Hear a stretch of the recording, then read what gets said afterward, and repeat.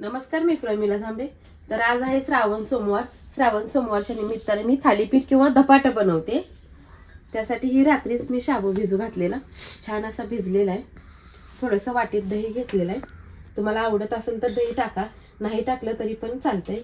शेंगाचं कूट घेतलंय, 2 हिरव्या मिरच्या घेतल्या, त्या मिरची भरपूर तिखट आहे।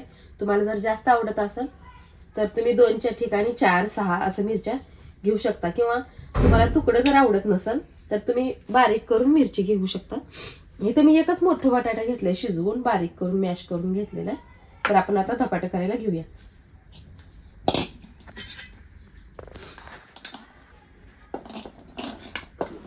तर आपल्याला किती धपाटे करायचे त्याच्या अंदाजाने शाबू घ्यायचा आहे यातला पण।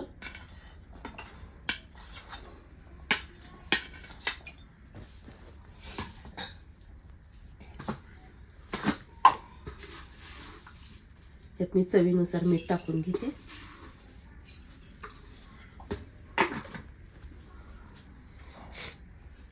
ही शेंगाचं कूट आहे।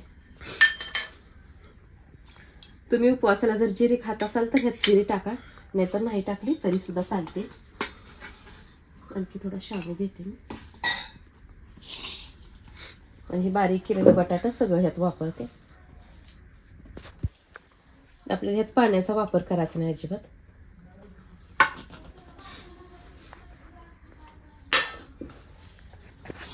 छान असं मिक्स करून घ्यायचं ह्या बटाट्यासोबतच।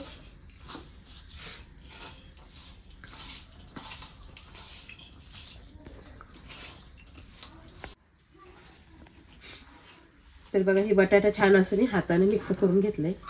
चमच्याने ही छान मिक्स होत नाही म्हणून मी, आणि आपल्याला परत पण हातच घाण करावं लागतं ह्यात, म्हणून मिश्रण मिक्स करतानाच मी हाताचा वापर केलेला आहे। तर आपल्याला धपाटं किती मोठं आणि किती छोटं करायचं त्याच्या अंदाजाने गोळा घ्यायचा आहे। तर मी मोठा असा गोळा घेणार आहे, 2च धपाटे फक्त ह्याच्यात बनवणार आहे।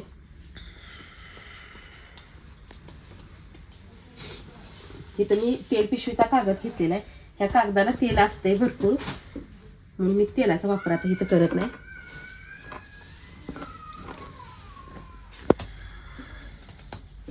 छान असं ह्या कागदावर थापटून घेते, म्हणजे आपल्याला टाकताना पण अडचण येणार नाही, टाकताना पटकन येते टाकायला।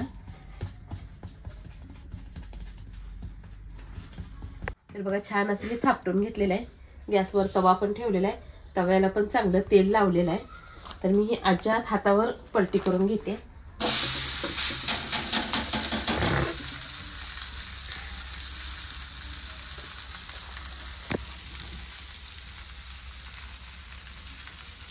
तर आता ह्याच्यावर थोडंसं तेल लावून घेते। आता ह्याच पद्धतीने हे राहिलेलं पण थालीपीठ धपाटा मी बनवून घेणार आहे मस्तपैकी। तर बघा, थालीपीठ मी बनवलंय, पलटी पण केलंय, छान असं भाजून घेतलंय, 2 मिनिटं जरा कडक होण्यासाठी ठेवलंय। एक धपाटी तर खाली मी काढून घेतलेला आहे दह्यासोबत खाण्यासाठी, आणि हे गरमागरम खावा। आणि हे काय होतंय, शाबू असल्यामुळे एकदम मऊ होतंय, हे गुळगुळीत असं तयार होतंय। त्याच्यामुळं फक्त पलटी करताना, त्यामुळे ह्यात बटाटा असतंय, बटाटा शाबू ती गिळगिळ होतंय भाजल्यानंतर, उलटताना थोडासा ताप होतंय, तर सावकाश उलटून घ्या। तर मी अशा पद्धतीने आज उपवासाचं धपाटा बनवलेलं आहे, तुम्हीही करून बघा। माझा व्हिडिओ आवडला तर नक्कीच लाईक करा, सबस्क्राईब करा। फेसबुकवर बघत असाल तर फॉलो करा।